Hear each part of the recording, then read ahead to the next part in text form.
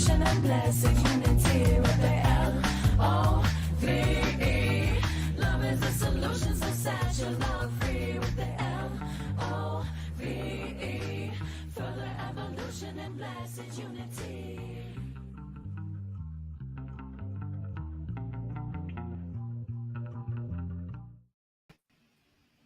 Good morning, self-lovers. Welcome to the Self-Love Show. We are back. I'm your co-host, Dawn Light, here with my beautiful co-host, Trish Wright. Yay. So for our new viewers, welcome. In case you're new, we're so grateful for you to be with us. And I just want to mention that we have an amazing YouTube channel that the show gets populated to every week after we're done. And in case you have need to catch the other shows, go there. It's such a lovely gem and nugget of like beautiful wisdom, beautiful weekly shows to support your growth, your spirituality, and your leveling up in your consciousness with loving, right? Because we're loving essence experiencing itself here in the now. And we want to broadcast the message of love far and wide to all our loved ones, right? And how we can support each other is spreading the message of love. And if you know someone in your life that's ready for the upgrade and need some assistance, there's a wide variety of shows over there in the YouTube channel. So go like, share, and subscribe. It's really important to keep broadcasting that message of love. And without further ado, we have an amazing guest today. She's so special. Her name is Lauren Ducrey, and I'm going to read her beautiful little bio intro here to just welcome her on the show. And then we're going to jump right into a juicy conversation. So Lauren approaches poetry as a mindfulness practice. Poems offer pause to contemplate our often busy reality and help question our subjective experience of it. They are also incredibly playful, pleasurable, and allow to reconnect with intuition and authentic expression. Having experienced the healing power of this type of self-inquiry, she is committed to breaking poetry out of its ivory tower by showing how it has a little something for everyone. Through an immersive reading and a guided conversation, she hopes you'll come splash in these puddles of sound and see where the ripples end. I love that.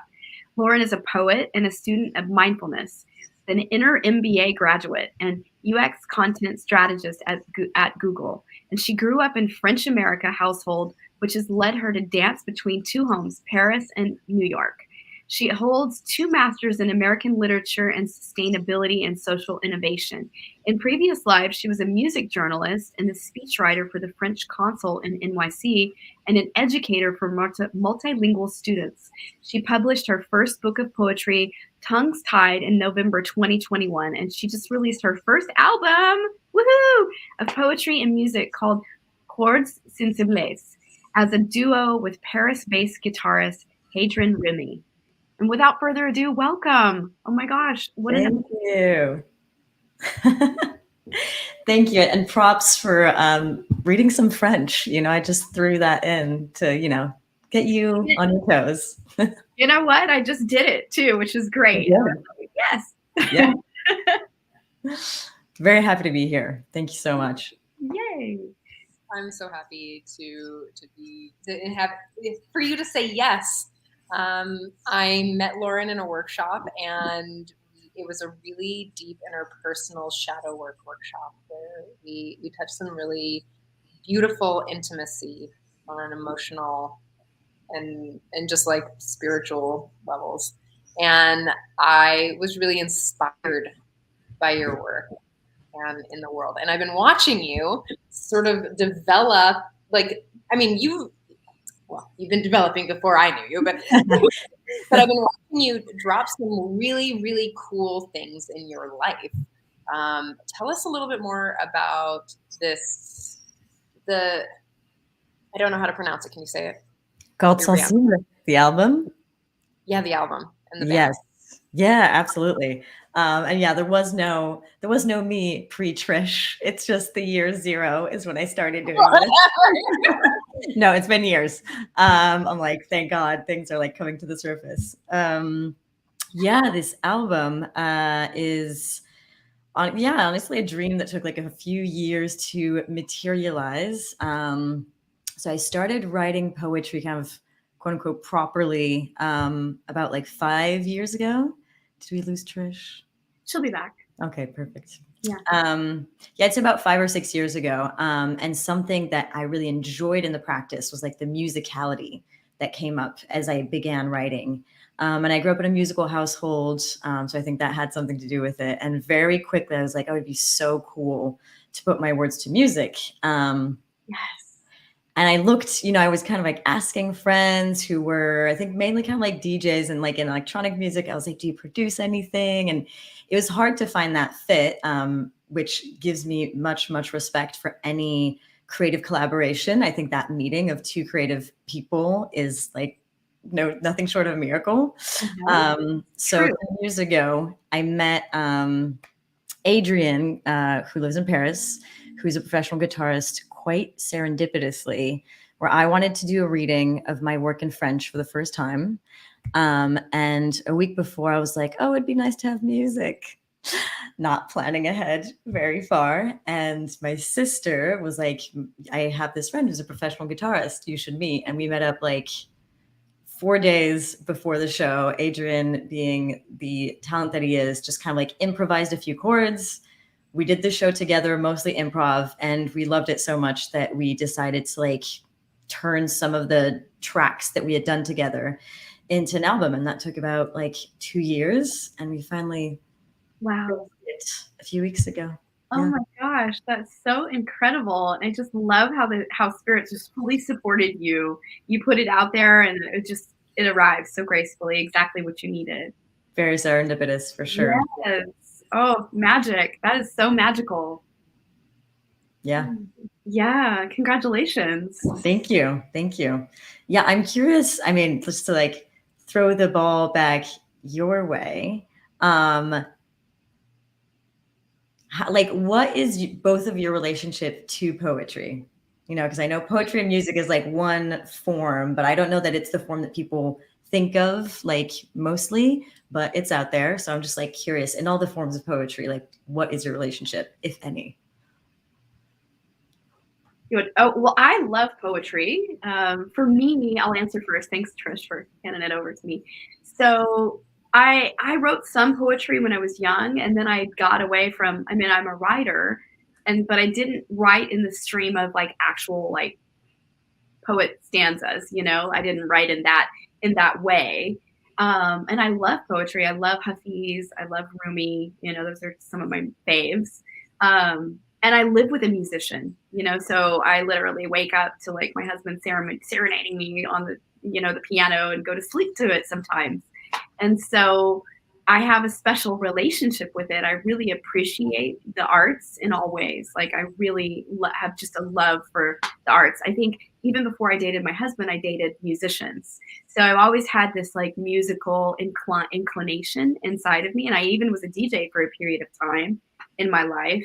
And then turned my husband onto it, and now he's the DJ, which is great.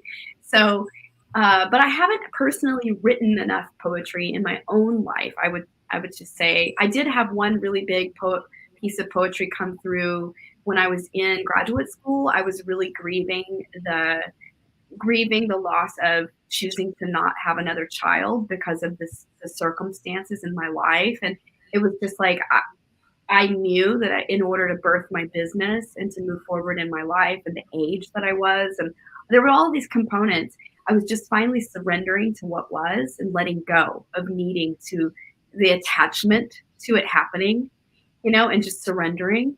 And it was such a deep grieving that I just a well of grief kind of came over me. And I did channel a beautiful poem and releasing the face of it. In a sense, it was basically like me surrendering the face of the daughter in the sense of baby and releasing her to be the many faces of the goddess that I will serve in my business and in the work I do in the world, and releasing her to be the one to become the one in the many. And that was my last piece of poetry that actually came from me. Thanks for sharing that. I have so many thoughts and about that, but I want to hear what Trish's relationship to poetry is maybe first. Well, I grew up in a really, we'll call it in a I grew up in Montana, where it's not like there's a lot of arts. When I grew up, my parents weren't into the arts, and so I have this way about me that's really like my relationship to poetry isn't just in a language based form. Dance is poetry.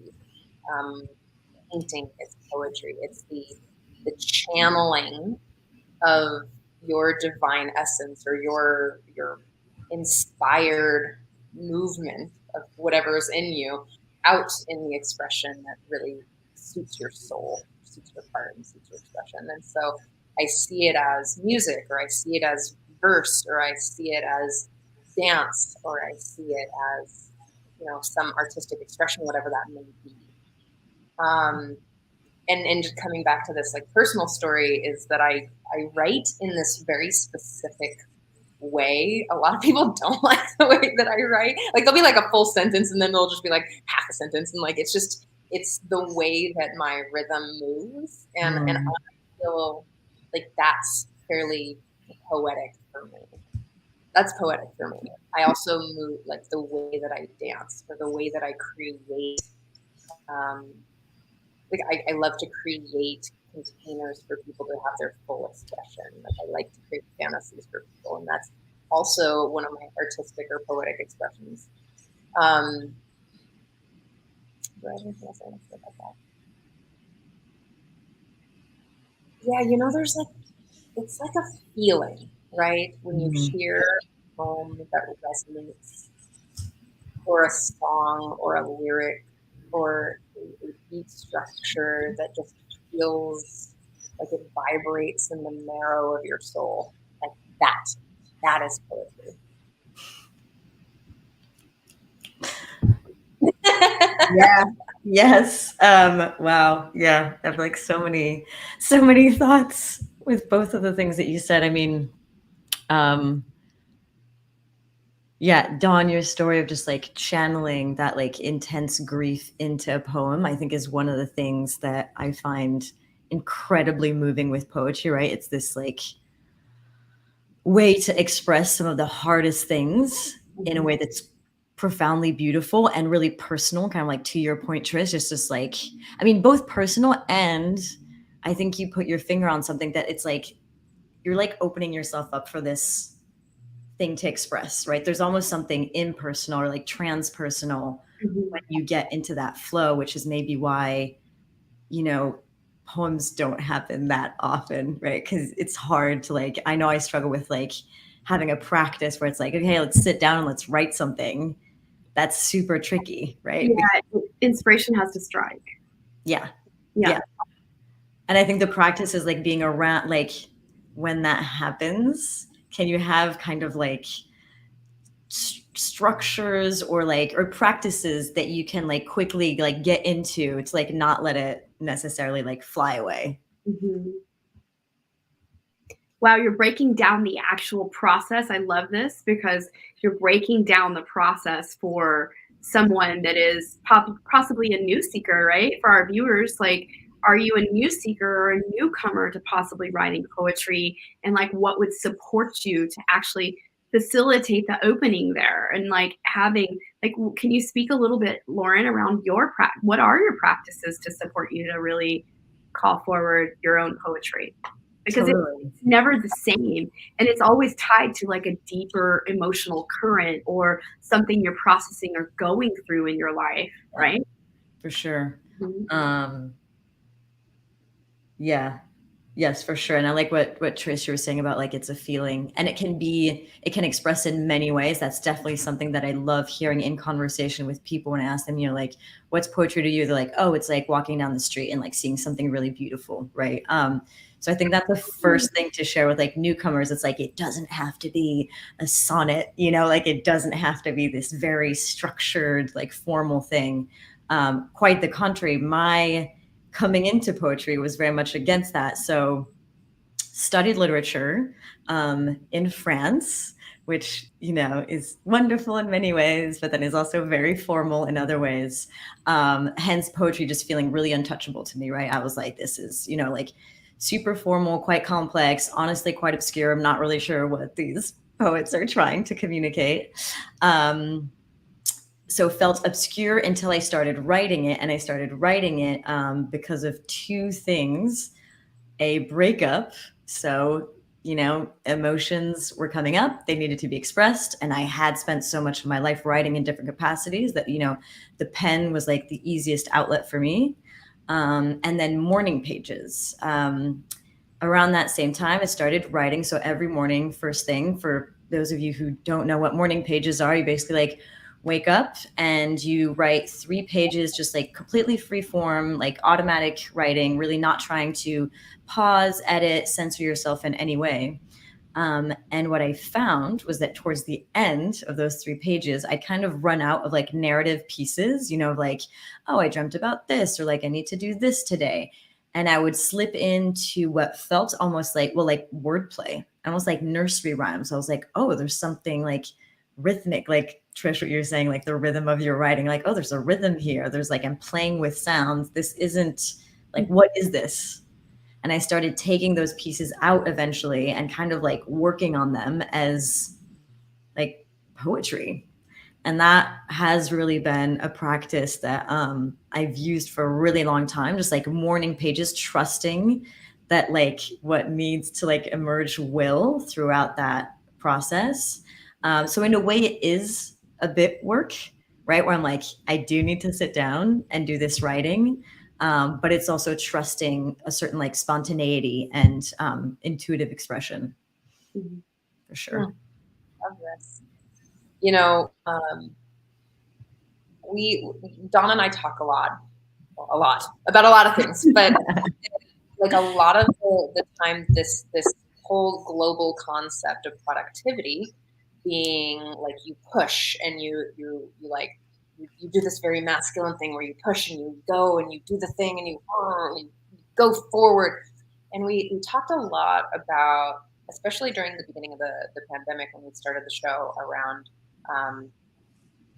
kind of like creating new standards for productivity or success. And one of the things that we had talked about was this inspired living, or the inspired living is inspired loving, and this place of from inspiration rather than obligation, or rather than being forced to do that.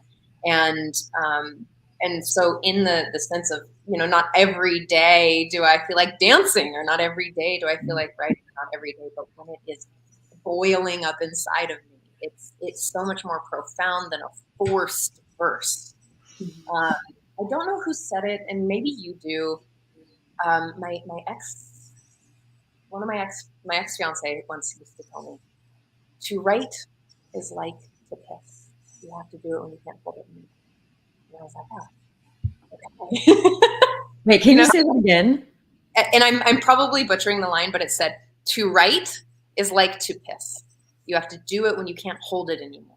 I was like, oh, this is really juicy, And, so here's an example. I wrote my stepfather's eulogy the night after he died. So not that night. I did like a ceremony and ritual when I found out. I lit candles and I prayed, and then the next night I couldn't sleep. And what was boiling, what was like up for me, just some feelings, some, clippets of who he was or who he is to me. And I spent an hour just typing away on my phone, in the middle of my bed, like just in this way. And people were like, wow, that really captured the essence. When you're sitting there and you're thinking about it and you're like, what do I write? It's like, that's not the time, because it's not coming from here. It's coming from through you. It's coming from your spirit, from your body, from the like embodied essence of your aliveness, grief, or whether it's and don't get me wrong, give me a little grief sometimes. This is like my theme for the year. Like, grief is a really powerful tool for inspiration. So I love that you used your breakup energy, which is such a powerful energy, right? Right, which is what I was thinking when you said grief. I was like, that's why there's so many love poems, because so much of that is a sense of like of loss, of unrequited love, or breakup, like love actually lost, or at least that's how we like interpret the ending of something. Well, everyone who's listening and watching right now, are you connecting to this concept of poetry being well-being? So when the inspiration, or when the feeling, or when the emotion, or when the bigness of your experience coming through, to let it spill out into the world as your expression. Does this make sense? Like, type in, share a comment or whatever if this is resonating with them. And tell me a little bit about why you chose the topic of poetry for well-being. Yeah, my favorite. So through this process of writing, right, and almost like it being a practice,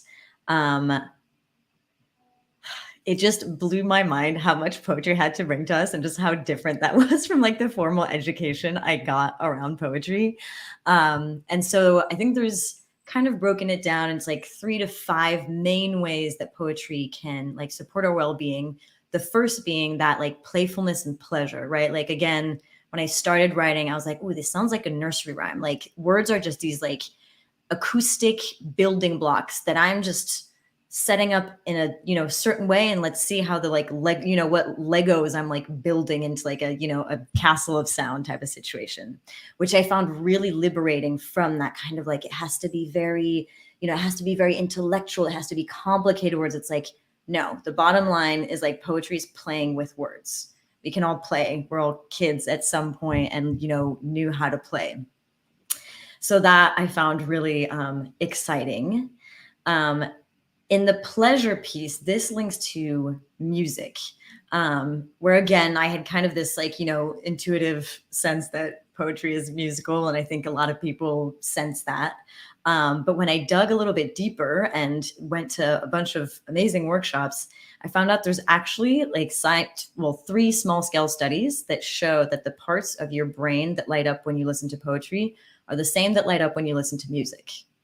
So there is this like deep instinctual understanding, right? Where I was like, and actually in one of the studies, they asked the participants to then identify which lines respected poetic constraint and which didn't, and they couldn't do it. So the point being that like, you don't need to like understand poetry, like recognize it like with your like intellect. Your body will feel it. Like, your body will react to hearing poetry. And again, I was like, that's so liberating after kind of years spent being like, what does this poem mean, in like a 10-page long essay type of situation. And that pleasure, I mean, the pleasure and I think benefits of music, again, widely like studied, and how that can be a healing modality.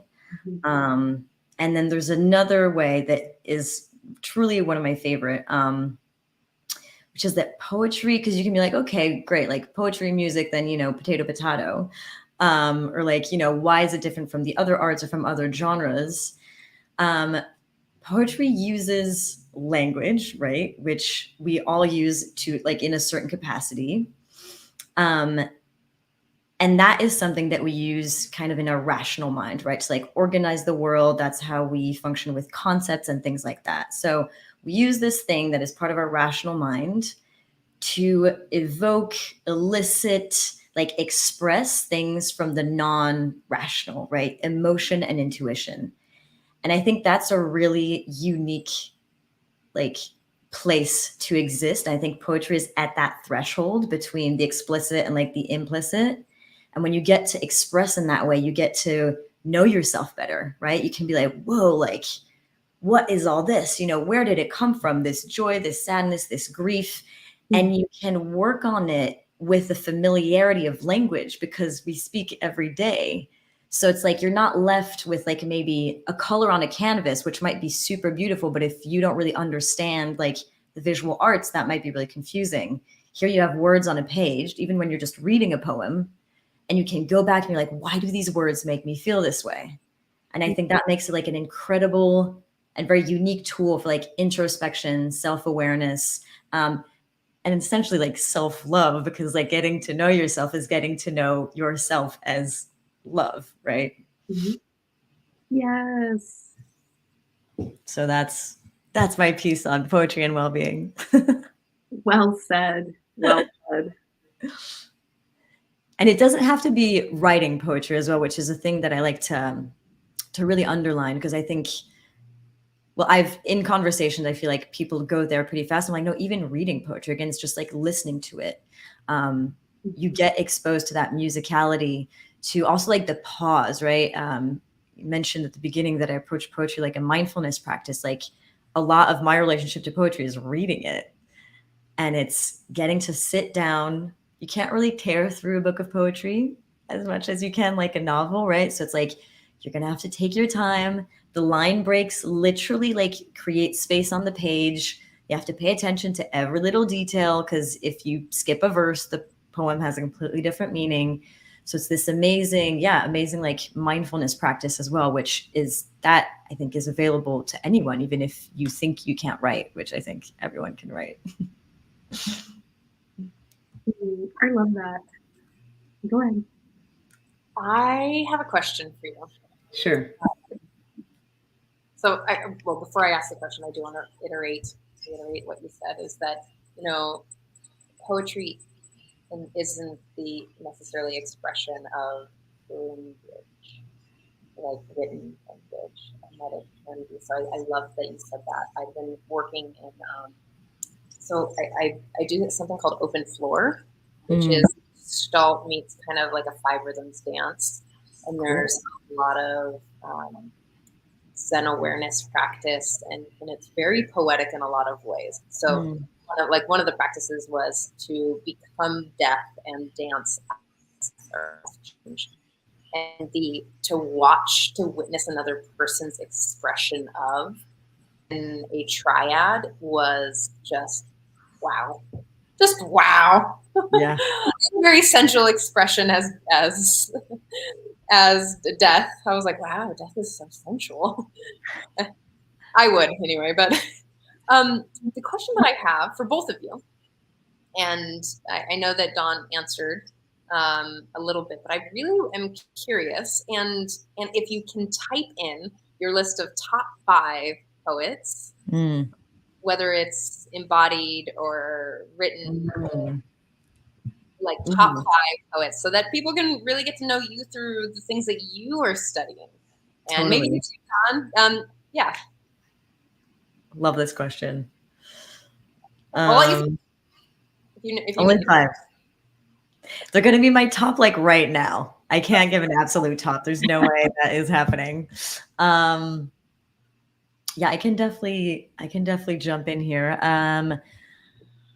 Someone who's been with me like on my travels in the past year is Mary Oliver. So I'm going to type her name in. I think that she captures the like essence of life with such simple words. It blows my mind. And it's like, I think she strikes the amazing balance between like extremely approachable and understandable, and yet incredibly profound and beautiful. And I'm just constantly wowed by her work. And then Ocean Wong is book Night Sky with Exit Wounds, which to me, that title exemplifies what poetry does for me, because I'm like, I actually don't really know what that means, night sky with exit wounds. And yet there's a part of me that is like, yes, totally. Yeah. But it's like, I couldn't explain it to you rationally. Yeah. Ocean who? Ocean Wong, and who is also an amazing speaker. Speaking of like the musicality of poetry, listening to him is tremendous. Dawn, I don't know if you want to jump in at this point. I'm thinking about the last 3. Gosh, I mentioned the 2 that I really resonated with, like as far as like reading a book of poetry would be, I've read Hafiz, and Rumi.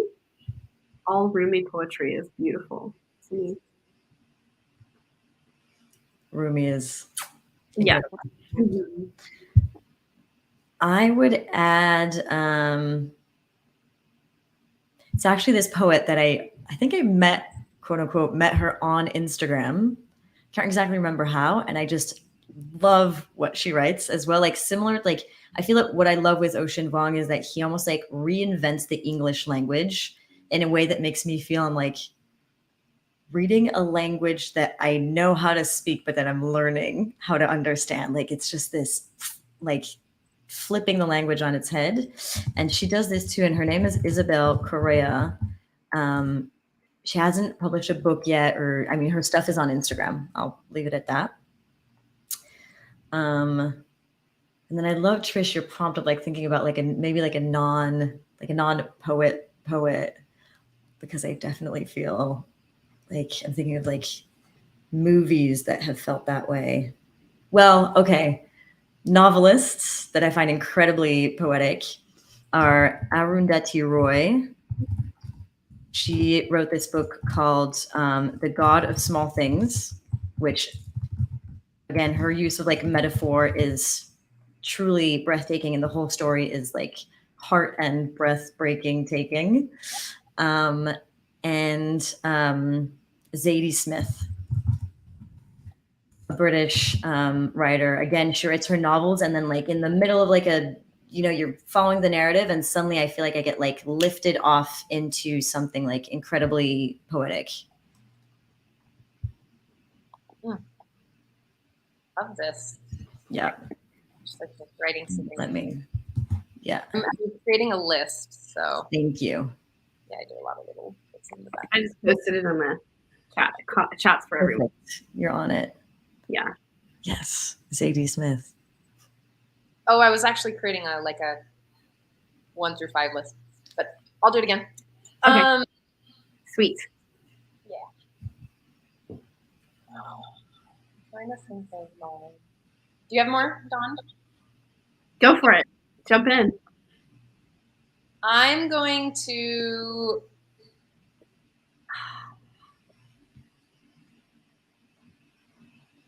Let me think about it just for a hot second. So I'm going to just say things that I think are poetic or poetry to me. I really like the profane a lot, because the idea that something is not sacred, this idea that there's can be things that are not sacred is just silly to me. Like I don't understand how, yeah. And so I really like that there's so much spirit and sacredness in lots of the profanity of life. So I think that Charles Bukowski has a lot of poetic, just it's gritty, and the way he writes makes you feel. And I'm like, oh, I hate this so much.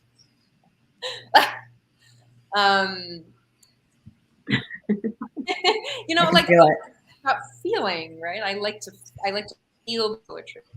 Hafiz and Rumi, of course, on my bedside table all the time. But the people that I'm really thinking about right in this moment are another one is also Anais Nin. Yes. Oh yes. Who deeply touches me, and she rides the pleasure, pain, grief, fierce. Like there's something about her writing that just really resonates with my spirit.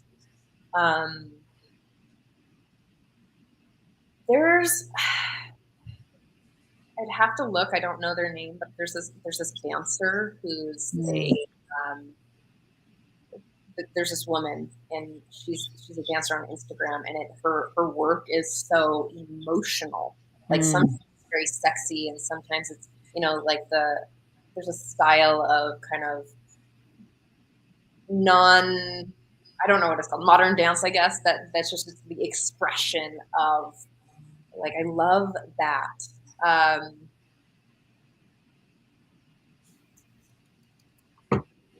Yeah, I mean, I didn't really I didn't have answers to the question, to be really honest. But some of those are the things, is like I really like the vast expression There's a couple of books one of my previous partners have turned me on to that I don't know their names, but I'm really getting into. I mean, even Audre Lorde are poets in my, because it has so much truth to it. It has so much realness in the experience of humanity that I'm more interested in writers or in dancers or in movement artists or these kind of expressions that aren't maybe classically trained. They haven't had the privilege to have this kind of education, but to actually be pouring it out of their soul because it's just on fucking fire. That's what's turning me on. I'm sorry. You're making me think when you said actually non-poets of is his name Ohad Naharan, the founder of like the Gaga improv dance style and the director of the Israeli ballet. Ooh. Let me find the name. And so I have taken a bunch of these like Gaga improv dance classes, and they're very like, you know, like feel your hips, you know, like feel like your arms are like seaweed. This very instinctual, like embodied practice. And I've had moments of poetry of just like feeling emotions just like well up and come out, and just in this, yeah, completely like beautiful transcendental like experience that felt very poetic. And actually the cues that the teachers use I've written down because I'm like, this is so poetic. It was like, feel the doors of your knees open. And I was just like, I was like, what? Like what? Yes, that doesn't mean anything, but it does, you know? All right. One other poet that is one of my current teachers, her name is Zuza Engler, and she is a psychologist, a dancer.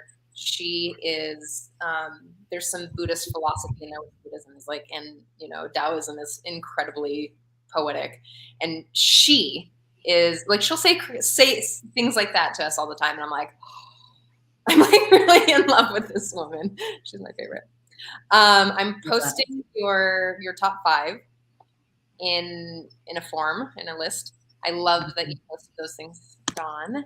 And I'm curious if you would like to share a little bit about what is in your world. Sure. Yeah. Yeah, I'd love to kind of I think put all these ideas into action, right? The idea that like poetry doesn't need to be like understood intellectually and can very much be felt in your body, in your senses. Yeah, through a little exercise I'd love to lead you through, and everybody who is listening for that matter. The idea is that I'll lead you through a short guided meditation to kind of get out of your brain and your intellect and into your body. And then I will lead you from there. Honestly, there is no fear to be had. The idea again is just to listen to poetry like you would music. Does that sound good? Yes. Perfect. Beautiful.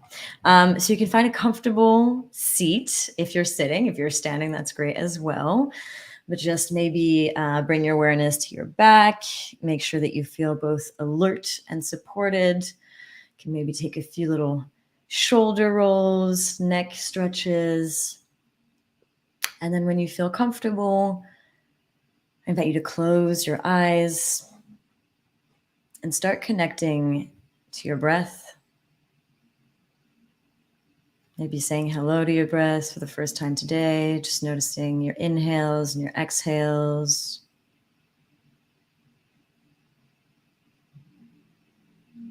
Maybe noticing the rise and fall of your chest, of your belly.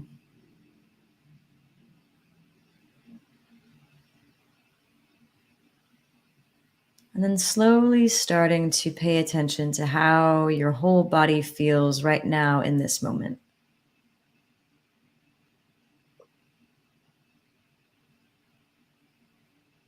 Probably starting by the top of your head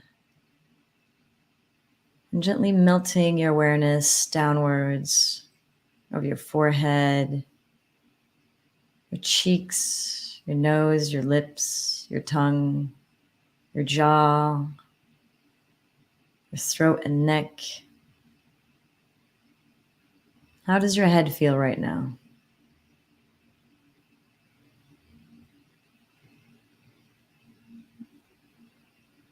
And then melting further down, noticing how your shoulders feel, shoulder blades, all the way down your back to the small of your back. And taking a moment to pause here and just notice any sensation. Maybe looking for the part that feels the best in your back right now, whether that just means relaxed, pleasurable, maybe a little sense of felt excitement.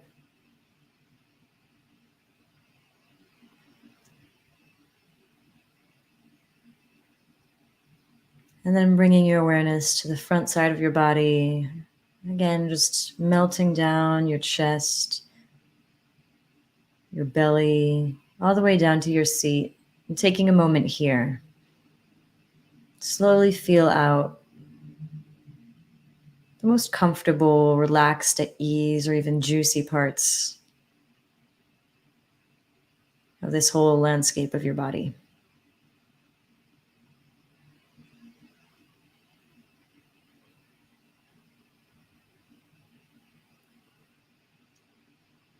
And then moving down your legs, your thighs, your knees, your calves, all the way down to the ground. Just pausing here to feel a sense of connection with your body to your seat or the ground. Again, feeling that support and whatever comfort might be there.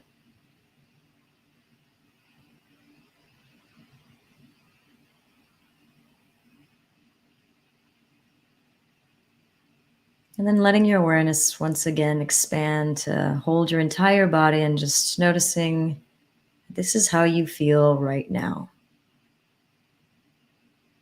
Like a canvas of shifting sensations.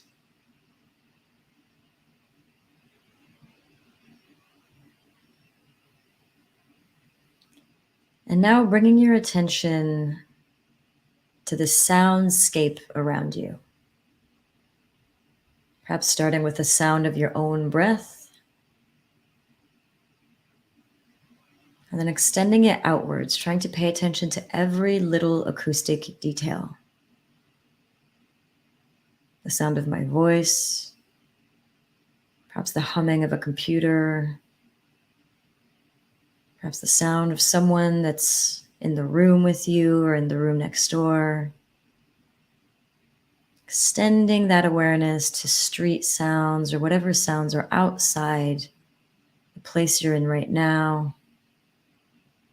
And trying to paint as detailed a soundscape of your surroundings as possible. With absolute curiosity. Like an explorer of sound.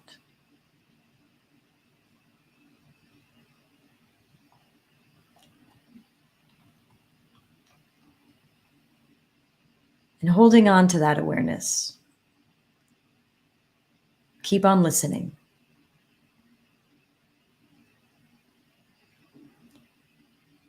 Forget to get toilet paper. Use tissues instead. Forget to buy milk. Black coffee spanks you out of bed.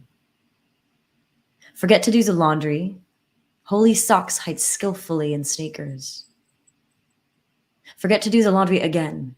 You're a natural born streaker. Forget to fetch the mail, childhood's holy grail. Forget your umbrella. It's elope with all the single socks, cheeky fella. Forget to lock the door. Hackers only pick at firewalls anymore.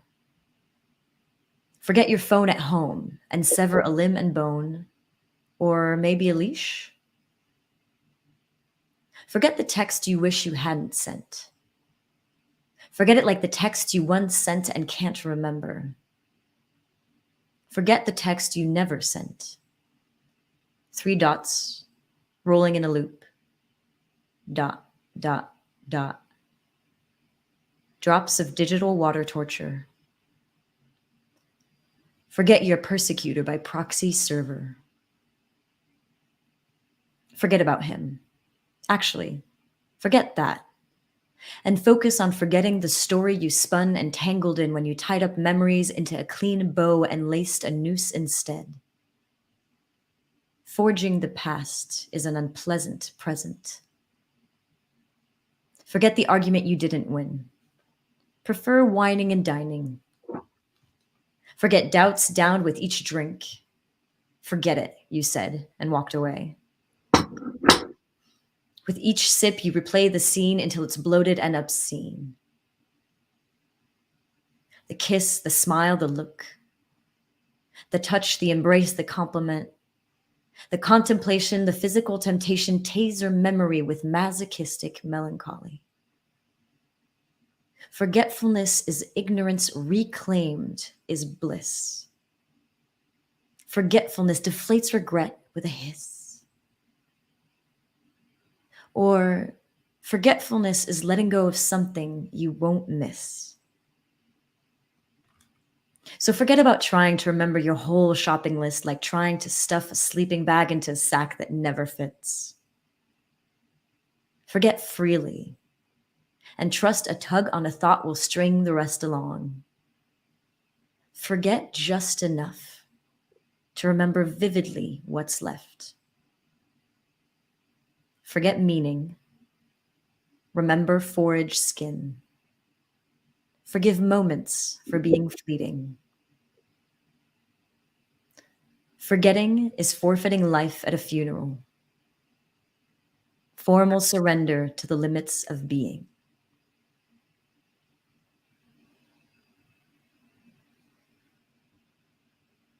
Taking a few breaths here, simply notice the sensation of those sounds in your body, in your mind, in your emotional landscape right now. Do you feel different? Did your mind wander? Just observing the acoustic impact of what you just heard.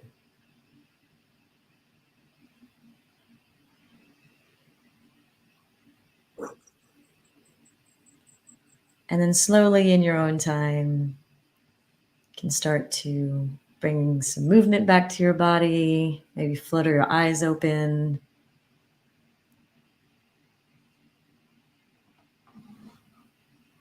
And come back to the room. And I would like to ask you both, and this question also goes out to everybody who's listening, what did that feel like? How did that feel? No wrong answers. It gave me a sense of big permission to just let it go. You know what I mean? The things that you're holding on to that, the missed opportunity or the forgetfulness or the humanness that we experience. That, not to judge it. And it's okay. And just to keep surrendering. Like that's what I really got out of that for myself. Like, oh yeah, yes. What a great reminder. Mhm. Love that.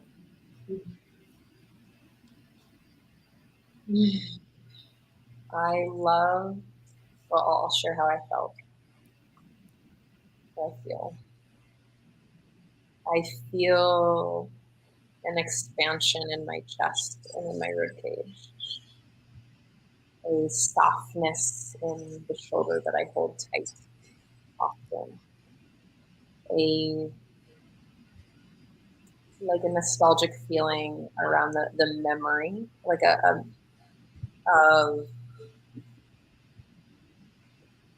it's like it's somewhere here, a nostalgic memory, being reminded to not hold on so tightly. Mm-hmm. It brought up some stuff about a recent breakup and separation that I'm still working through.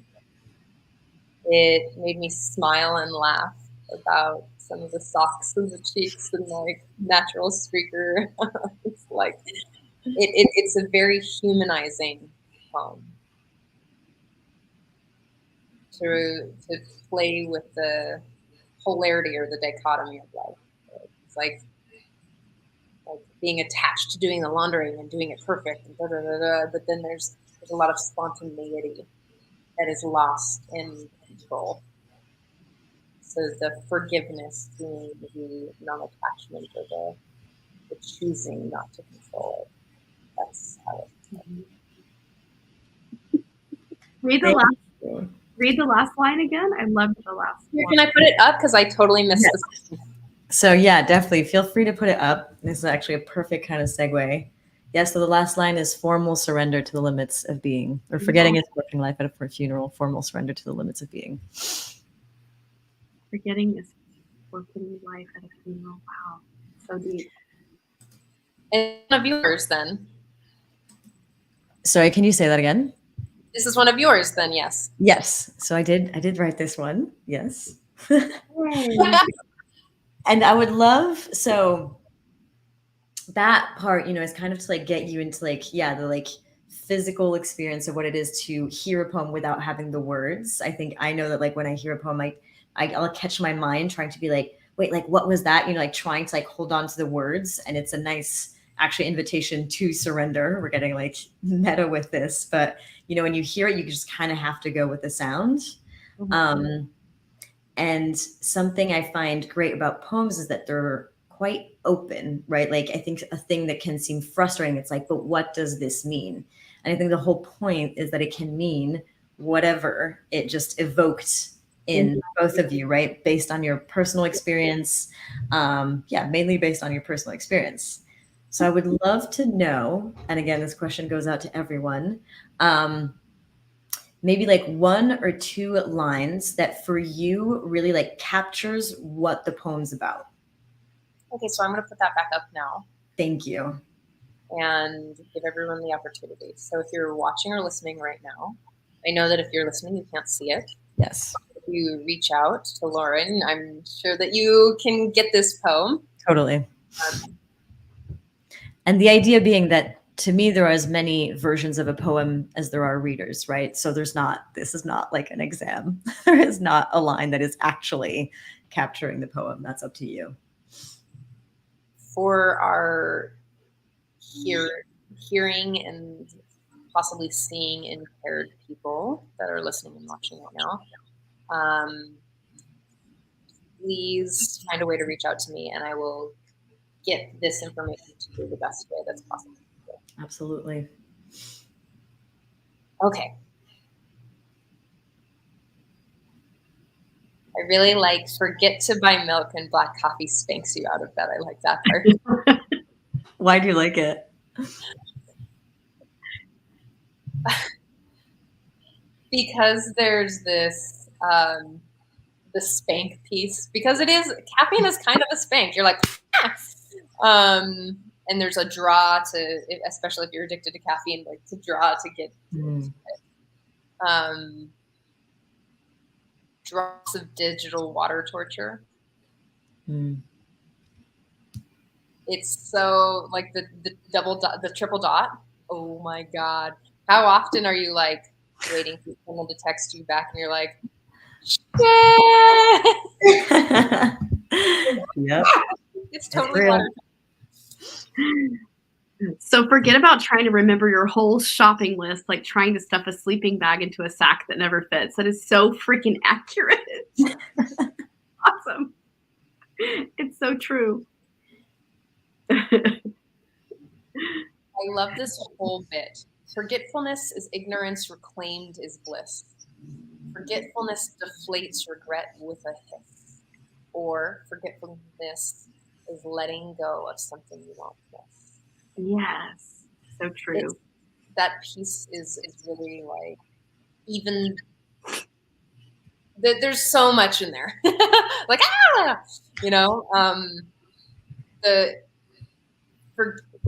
the act, it's almost like choosing to forget. Like the act of choosing to forget is a really powerful place to be. Because I don't know if anybody else does this, but does anyone else, I don't know, cycle thoughts or kind of get obsessive about some issue that you're having, and then you kind of just, and you're not actually allowing your brain to forget. You're not allowing your brain to not think about it, but you're sort of like creating this tether, this tie to it. So the act of forgetting is sort of the act of forgiving or letting the present be here. Totally. I personally relate with that. Yes.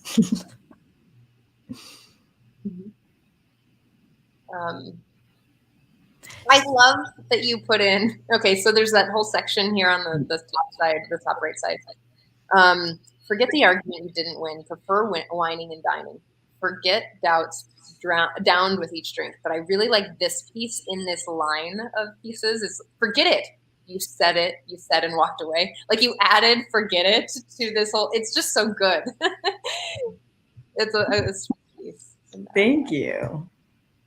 So would you say, Trish, that in your reading, like this poem is about that kind of like authorizing yourself to forget? Is that how you would maybe like crystallize it? Yeah, I think, yeah, I mean, that's a good way to sort of like take all my thoughts and it's the allowance of releasing. It's not necessarily forgetting, because it's hard to forget something when it's stewing inside of you and ruminating, right? And a lot of it is really about like the rumination that goes on in your mind with what's, that's very present in the poem. And it's like saying the words forget it is giving you permission to release it, like let it go, surrender it. And even the very last line of the poem is really about surrendering, because truly it's bringing it back to the present of, we don't know how much time we have here. Our mortality is, we're all experiencing the beautiful grace of Spirit's grace in our body vehicle, but we really don't know how much time we have here. And so it's really like, yeah, give yourself permission to let go of when things aren't in alignment, or when, it's okay you forgot the freaking shopping list. It's okay that you left the laundry half undone. It's okay that you didn't grab the milk and you have black coffee that spanks you out of bed. You know what I mean? Like, be okay in the surrender of it all. I love that. Give yourself permission to live fully. Allowance, permission. Yeah. Yeah. That's what I get out of the poem. Random thoughts, Patricia. Yesterday, someone told me, I give you permission to be too much. And I was like, yes. I was like, oh, you better watch out. I mean, I'm a lot now, but if you give me permission to be too much, out of my way, bitches. Yeah. So there's that. The permission is a permissionary piece about like the allowing yourself to be here, to be within the moment, and to not. What was the word you used? Ruminate on what wasn't happen. It was just like the piece around, like it felt really visceral in the moment. It felt really like I can feel it still sinking into my bloodstream around this breakup, because I'm there's still places where I'm not allowing myself to just let it go or let it dissipate, because there's so much longing and desire and love, confusion there. So just allowing my body and my brain to forget that. Not that it won't be something I won't miss, but I don't need to miss it from a place of grasping.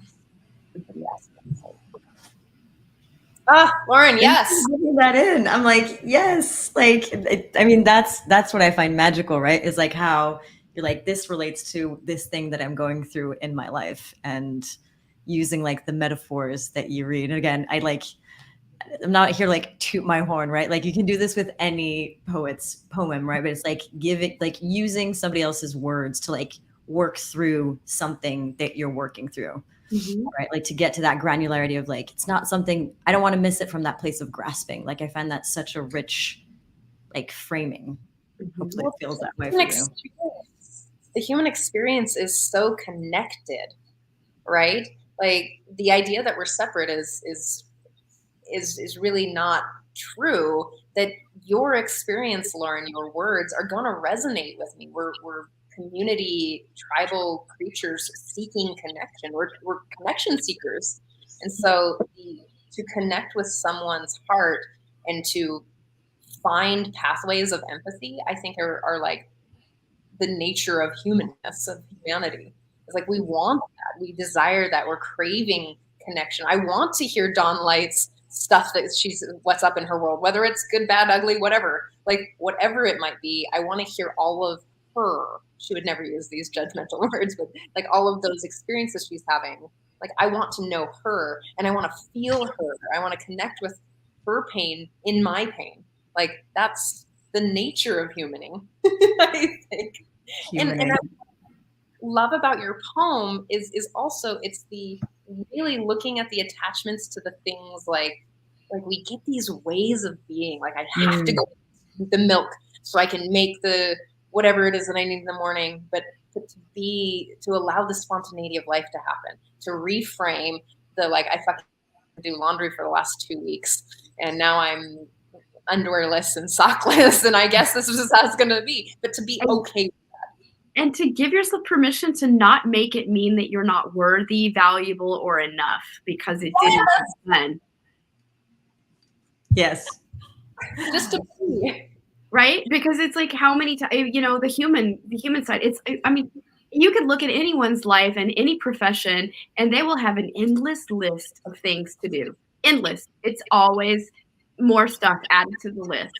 This is the human nature of humans. Like we just have, if you're a creative being at all and you're running a life and a company and all the things you do, you're going to have a huge to-do list. It's always going to be there. And it's how we hold it in our consciousness. It's how we give ourselves permission to move and be fluid through it. And there's days where you're like, you know what? F the list. I'm not going to do any of that. I'm going to go have a self-care day. I'm going to go enjoy a company with a good beloved friend or acquaintance, or, I'm going to go to that birthday party, or I'm going to go do, right? And it's like, oh, well, I didn't get the coffee. Oops.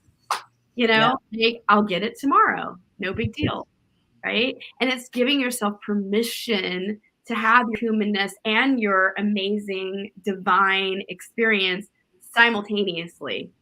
And that it can be messy and it's amazing and it's precious and grace-filled and crunchy and all the things all at once. And it can turn into a poem, which is like, to your like story about grief, I feel it's like coming full circle. It's like those moments of like crunchiness and messiness, like they can also just be, that's fine. We don't need to like turn everything into like, an art piece or, into anything at all for that matter. But like so much of when I look at my book in retrospect and like hearing you, like your reading of it, I'm like, I probably could have called this book like poems on anxiety, but it was an amazing way to like write all this down kind of in the moment, right? In that like somewhat flow state. And then in retrospect, read and be like, wow, yeah, it's a lot of anxiety. And I guess I just had to like turn it into something else, and I feel I'm grateful for that process. Yes, you're speaking to something that's so potently alive for so many. How many? Raise your hand if you have experienced anxiety, right? Like seriously. And you're giving us permission to turn our challenged material, challenged experiences, challenged feelings, internalized difficult stuff that we don't know how to process or weave into our life or the fabric of being yet, into an opportunity to say, you know what, I'm just going to put it on paper and it doesn't have to, I'm just going to let it out and see what comes. Like, it's so beautiful. Beautiful. Don's, your share just gave me a thing. A nugget. I've been thinking a lot about socialized behavior patterning. This is what I spend most of my time on, Lauren. If you ever want to know what goes through my head, this is what I spend a lot of time on. And one of the things is that I'm seeing, if I take myself out of like being in the poem as a personal experience, but to pull back, is this kind of concept of being like, what you said, Dawn, was to not make it yourself as bad, wrong, or some negation. Is that's also a social programming, that we have to be these perfect beings, or we have to get all these things done, but to actually just like, it's very, again, when I said it was really humanizing, the poem is like when you take a step back and look at kind of these social beliefs of what we're supposed to do to be a good human or a good person or a good, community member, to wash the laundry and to get the coffee and to do the things, and you gotta like, you can't forget, and you have to be, like there's these pieces that the poem really speaks to on a social level of like, oh, and you can allow yourself to be here, you can allow yourself to humanize this experience, you can allow yourself to be with how it's showing up in the world, rather than this not actually real, I don't know, construct, this real like program that we're taught to play into. Like, it's not about that. It's about drinking coffee, or it's about being with the anger, or letting go of this piece, or just being it, being with The being. I was Yeah. like, I actually didn't plan this, but like this, I had a moment around all these things, like yesterday being at work, where I was just really tired, and I caught myself judged. I was like, why am I tired? I don't have a good reason to be tired. Right. And then from there being like, no, but I need to like, at least like one or two more things on, my to-do list, and realizing how much of my sense of like self-worth, like not in like an intense way, but in a like, and then I will be okay to go and rest. And I was just like, this like productivity thing. And I wrote that poem like 3 years ago. Right. So these things are still very present with me. Like yesterday, it was exactly that. It was like, take things off the to-do list to feel a sense of like existence. And I was like catching that. And I was like, no, can I just be? Can I just be? We get to change the world with how we choose to redefine success. We woke up inherently worthy, like woke up in this body. We were birthed inherently worthy of love, dignity, and respect. We were just here that way. The idea that we're not was something downloaded into your brain. However that happened, it doesn't necessarily matter, but to know that you are inherently worthy of love, dignity, and respect, to be safe, to have people around you that care for you, to love yourself, to know that you are a divine creation, and to just see that and to own it in your core. To Not experience arrogant. as love. Yes.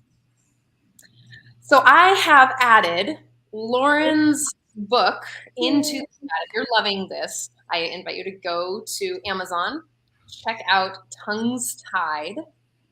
And I'm like, ooh, this looks like a fun read. Thank you for sharing that. So I've posted that into the chat.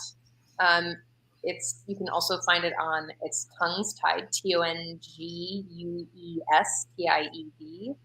on Amazon, Tongues Tied. And I'm also going to let you just tell us a little bit about this thing that I'm going to put up. Yes. Oh, yeah. So again, this is that's the cover of the album that I was talking about at the beginning of this chat. So called Sensible, which means like to strike a chord. And it's a wonderful play on words, because it's like I'm speaking, so there's my vocal cords. There are Adrien's like guitar chords and strings that are being hit, and a lot of the poems, kind of similar to the poem I just shared here, are quite introspective and are about relationship to self, relationship to others, and the complications of all that. It is in French, but like we just practiced, you can like listen to poetry like music. So I like to think that it doesn't matter too much if you don't understand French. Also, just because Adrien's music is so incredible. And yeah, it's available on Spotify, iTunes, Apple Music. And yeah, again, it's just like a dream kind of come true. So it's my joy and pleasure to release it out into the world. Woo! Yay! That's so wonderful. Thank you. And I have typed that information in. Awesome. I'm going to, can you actually, in the chat, can you type in the name of the band and call them? Yes. Yes. And I will add that into the chat. Lauren, thank you so much for your time, your energy. Yes. Thank you for saying yes. I was very inspired and excited all week. Since you said yes, I'm just really delighted that you were willing to share your beautiful art and vibrance with us. This was such a pleasure. I feel completely energized. Yay! That's The best. wonderful. Yay! All right, and it is. I'm typing this in right now for you. Check these folks out. Thank you. Thank you. Yeah, thank you so much for coming on the show. It's really been a joy and pleasure to have you. Right back at you, honestly. Yeah. Great deep inquiry around like what does poetry mean. I loved the conversation. I loved the deep invitation forward into like exploring it. It's great. Yeah, thank you for diving in. That's it's can be a bit of a funky practice, but I feel like you both jumped in and were like, okay, let's do this. Let's listen. Let's debate. Let's analyze. So thank you. Yeah. Oh, I love that. Don and I are yes. We're in. Yeah. So we often joke that this is couples therapy for us. Couples therapy. Yeah. And I've actually done that like poetry exercise with couples, and it's super interesting to see different readings and just like how they then talk through their different points of view through the poem, which is like a safe space to do it. You know, it's not like a personal thing. So I'm glad I was here for you. Yes, Twinkle. Would you like to share? Oh, yes. Yes. If you are a beautiful woman that is seeking to expand your relationship with trust and reclaim yourself and reclaim maybe the lost parts that have occurred through, long-term relationship. Have you been in a long-term relationship and you're desiring to expand your capacity to hold more loving towards your partner and maybe even create what could be a role reversal? If you've been struggling with it, feels like out of balance in any way, then I encourage you to come jump on in and reclaim your trust. It's a beautiful group of women, and we would love to have you there. We have great freebies in there, and it's a great opportunity to just, have your voice heard and really share where you're at so that we can support you and give you great tools and resources. I love to go live in there, and I host challenges occasionally in there. And I also, for the woman that's seeking just more expansion on every level in your life and in your consciousness, I have a few slots open for one-on-one.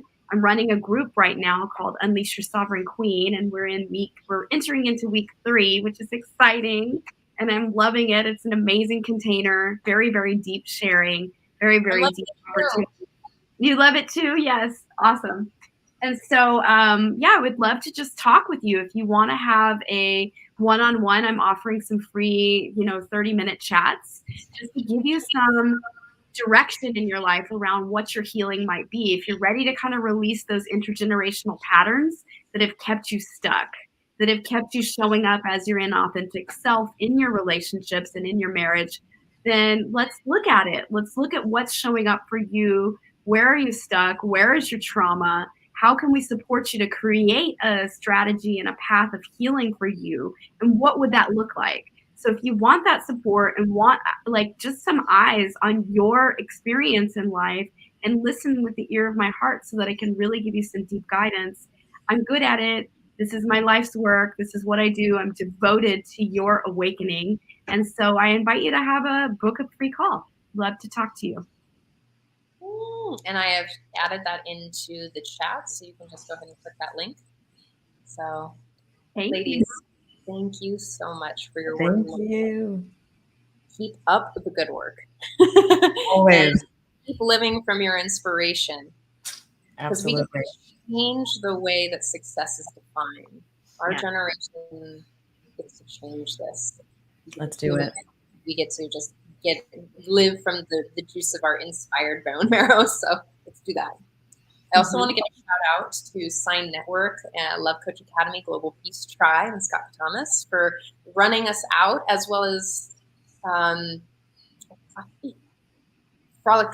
of Frolic and Tantric Paths for running us out and for being amazing at just sharing our mission in the world, sharing their deep love for the world as well. Thank you all for being part of the community, for being part of our mission, for letting us be part of yours. So thank you so much. And show up next week, 10 a.m. Thursday morning, because we have someone who's going to speak to us about ADHD and how to really love ourselves there. So, woo! Lauren, thank you so much for your time and your energy. Such a pleasure. Yeah, so grateful.